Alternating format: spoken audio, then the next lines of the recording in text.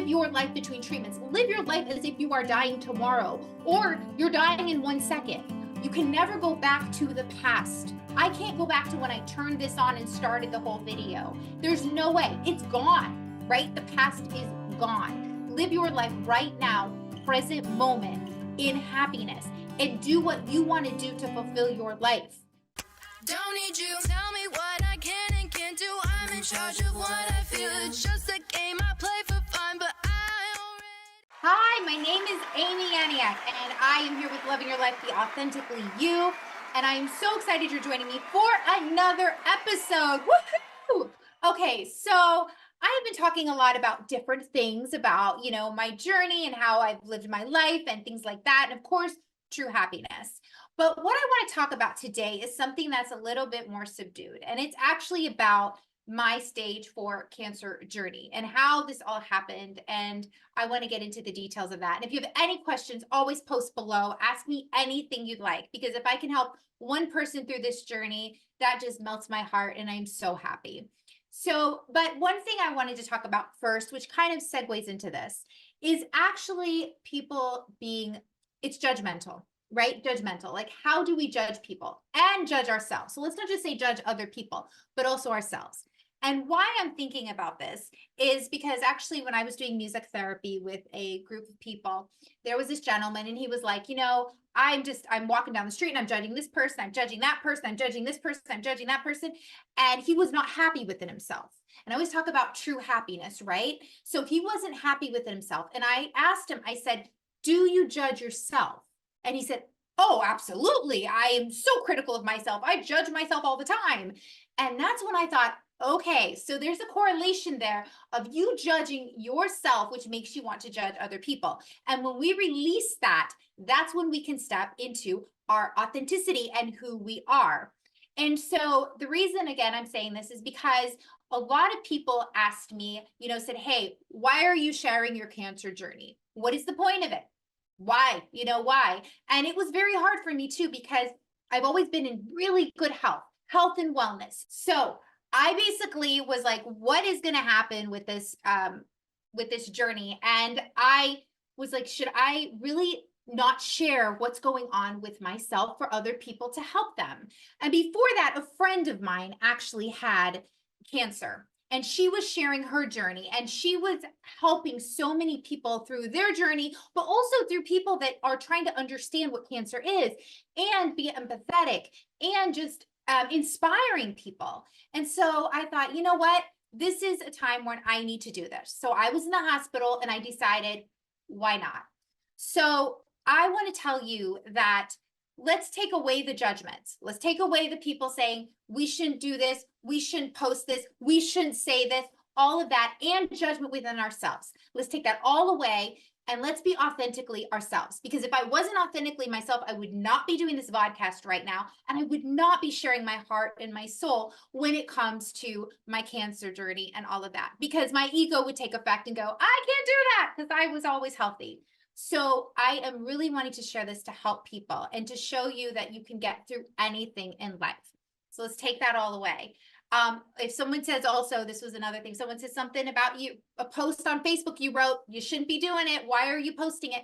Because that's your authentic self. It's okay. Do it. Be you. Be you. Be you. Okay, so let's go down to it.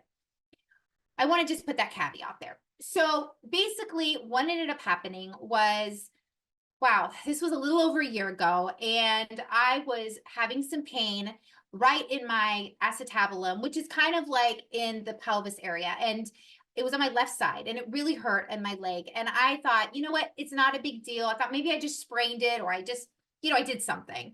So it wasn't a big deal. Well, my friend came to visit me who I had not seen in 10 years, and we were taking a walk down the Santa Monica Pier.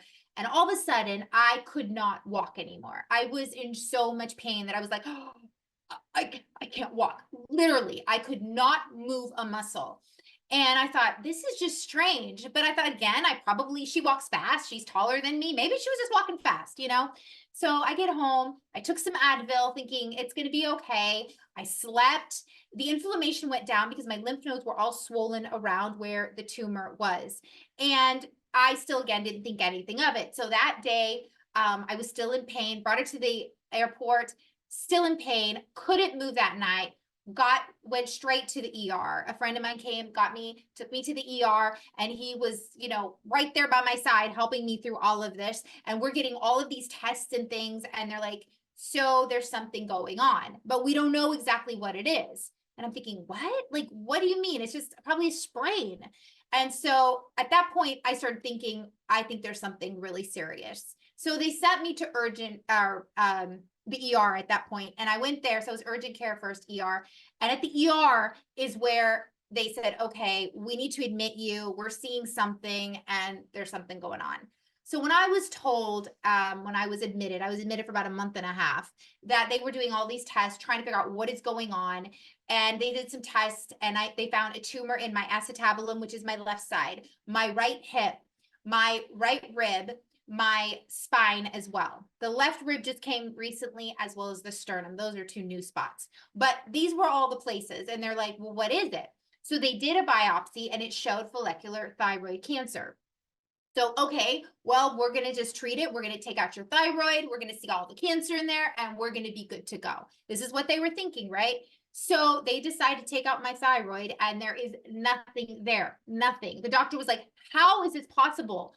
I don't even understand it. I've done so many surgeries. There should be tons of cancer there, and there is nothing there, but it's all over your body. This just doesn't make sense. And so recently we found out it was a DNA mutation that has been happening. So that's new development. I'm still learning new stuff about my cancer. And I'm not going to say my cancer. I'm not going to own it. The cancer. Let's just change that. So anyway, so that's what happened. And so they said that that's what it was. And so my doctor said, just love your life and live your life between treatments. That's all you can do. We don't know what's going to happen to you. We don't know anything. This is so strange. And all I can say is just live your life between treatments. And I took that to heart. And I said, okay, I'm going to do that. I'm going to live my life between every single treatment. And I'm not going to think about my cancer in a way that it's going to stop my life from going forward. Believing Before Seeing, a new bestseller by Candace Barr. Order your copy today. Now, while I was at the hospital at the beginning of this, because I want to tell you that's the whole journey, but at the hospital, I went through grief. I went through sadness. I went through why me? I went through, oh my God, I'm going to die. I went through that, this is not just a benign cancer. This is real. This is true. Like it was awful. And it had metastasized into my bones. Where is it going next? When's the next, all of this. And my mom was so scared that she was like, you're going to die, you're going to die. And she did see me. And I really don't remember a lot of it. And apparently my daughter, as my kids, as well as my mom and people that were close to me were all saying, you were dying. Like that's what you were doing. And I don't remember that as much, but she kept saying that. And I had to feel like, you know what, I need to protect her. So I started saying, Mom, it's like the flu. It's like the flu. I'm just going to do what I need to do, whatever it means, change my mindset, change my body, take the herbal supplements, do what I need to do, just like a flu. Just going to handle it like a flu. A flu doesn't define me. When a flu comes, it comes. Or when something else happens, it happens. But it doesn't define who I am. And so I had to just say that. And I was like, I've got this. I'm going to make this work. I'm going to be okay. And I kept going on like that rather than letting that just go smack me and take me down, because it's so easy to do. And did I want to talk to people? No. Did I want to? Nothing like that. The only thing that I did in the hospital was I went on a TikTok out of the blue. You can check me out at dreambig1122. My first post is up on the top. And I literally went in the hospital and I was like, I said, I need to share this because I don't want someone to have the same kind of thing where they have pain and they have all of this stuff going on and they don't know what it is, or they're thinking, oh, it's nothing. And because I thought it was nothing. So if I can help one person, that was my goal, just to help at least one person. So I went on that next day, all of a sudden my TikTok blew up and I was like, oh my gosh, I had no idea what was going to happen. That was not my intention. My intention was to really help people through this. And so then I realized there were more people coming to me towards TikTok saying, hey, I have cancer too. I'm going through all of this and I don't know how I'm handling it. And I'm sad and I'm depressed. And all of these things started coming. And then I started thinking, okay, how are we going to uplift the community? How are we going to uplift you to say, this doesn't define you. Cancer doesn't define you. Illnesses don't define you. Your mental stability, all of that does not define you, because we need to change our thought process. We need to change it to think positive, that things are going to be fine. Live your life between treatments. Live your life as if you are dying tomorrow or you're dying in 1 second. You can never go back to the past. I can't go back to when I turned this on and started the whole video. There's no way. It's gone, right? The past is gone. Live your life right now, present moment, in happiness, and do what you want to do to fulfill your life. And whether you can, if it's something that, even like, I was in a wheelchair, so I couldn't walk, but it was what I was putting in my mind, how I was feeling, the people I was surrounding myself with, the love that I was surrounding myself with, people that I were talking to and that were sending me things. And, even a beautiful woman who had cancer sent me a beautiful blanket that had all these beautiful affirmations. It was incredible. So all of these things were what was helping me to get through my journey and my process, because it's not an easy journey. And I'm going to tell you, when people say, oh, look at you now, you're good. Yes, I still have cancer, but it's my mindset that's changed. It's my mindset. And throughout that whole process, I realized when I was in the hospital bed, who do I have to forgive? And even forgive myself for things. If tomorrow is my last day, or this next minute is my last minute, what would I want my life to be? How would I want to show up in this world? Is it going to be woe is me and oh, or is it going to be yay, I'm living my life, I'm loving my life, I'm happy, I'm really truly happy internally, not letting all of those external factors dictate that, the judgment, right? Even the judgment, what I was saying, because if I didn't do that, I would have never been here right now. So remember that don't let those things outside the world dictate you, and even the internal ailments dictate your life. Let your mind dictate it. Love your life. And remember, whatever makes you happy, you can do. Just remember that. And so I would take singing. I even sang in my hospital bed. Yeah, I sang. I made a song in my hospital bed, and I did a song. And some other lady next to me was like, oh, that was really good. And I just loved singing. I just did what I could do in order to make things easier and to get through life and happiness and joy. So that is my key to you. And so my story was like that. So if you have anything where you're maybe feeling not something right, I'm not a doctor by any means. I will never say that. I'm just saying, go check it out and just make sure you're okay. But really, number one, your mindset, your body, mind, and soul alignment. And even after this whole thing, when I got out of the wheelchair, I worked on my mindset like you wouldn't believe. I focus every day on it. I listen to podcasts. I listen to things. I'm constantly in that vibration, that higher vortex, that love, that light. I have to be, because otherwise, when I start thinking about it, I'm like, oh yeah, I have cancer. Oh yeah, this could be, my numbers could just go like this and I could be gone. I don't know what's going to happen day to day. So just remember that. Remember that. So you always have choices in how you want to think. And that's how we can live our lives in high vibration and in happiness, no matter what. So if you have any questions about my cancer journey, I gave you a little synopsis of what happened. I had surgeries as well. I had a pelvic surgery. They put actually a 10-inch screw put in because the tumor ate through the bone.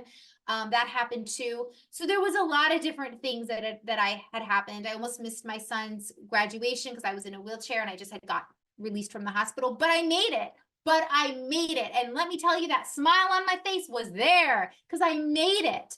I made it. I missed a concert I was going to go to. I think it was the New Kids on the Block concert. I got my kids a ticket and I saw it though. They went there and they were videotaping or showing me through FaceTime and I got to see it. So that is what I wanted to share with you guys. You guys can make your life the way you want it, no matter what, even in a hospital bed like I did. So I hope you guys have a beautiful, blessed day, and get ready, guys. We have some amazing, amazing guests coming up that I cannot wait to share with you. I am working on this and it is so awesome. You're going to love them. They have so much wisdom, so much light, so much love, and they want to share that all with you because really your true happiness is so important. And if you need any help with that, please DM me below and I would absolutely love to connect with you and help you with your journey through happiness. All right, have a beautiful, blessed day, guys. Bye.